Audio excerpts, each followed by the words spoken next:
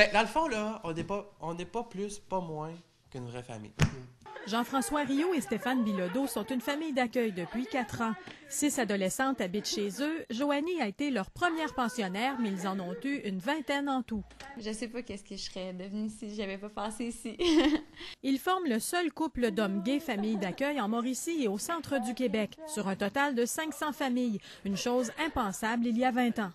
Ça va? Ben oui. Je crois qu'il y a 20 ans, on aurait eu beaucoup plus de résistance, là, tant des parents naturels à confier leur enfant à un couple homoparental que maintenant. Les jeunes peuvent arriver ici dès l'âge de 14 ans et rester jusqu'à leur majorité. Et certaines adolescentes sont plus ouvertes avec eux qu'elles ne le seraient avec un couple hétérosexuel. On a eu des filles qui ont été à la recherche de leur identité beaucoup. On en a encore. Fait que pour eux autres, ça facilite beaucoup les choses. Ils arrivent d'un milieu où il n'y a pas de préjugés, parce que nous, on ne juge pas les gens. Écoute, Jean-François, il connaît ça, la mode! Hey, quand tu vas magasiner, c'est avec lui que j'ai acheté ça! Aussi, certaines jeunes filles ont vécu des abus et cette situation les rassure. Je veux dire, moi, on dirait que le fait que ça soit 2 hommes, comme Sylvain dit, ça m'a mis en confiance.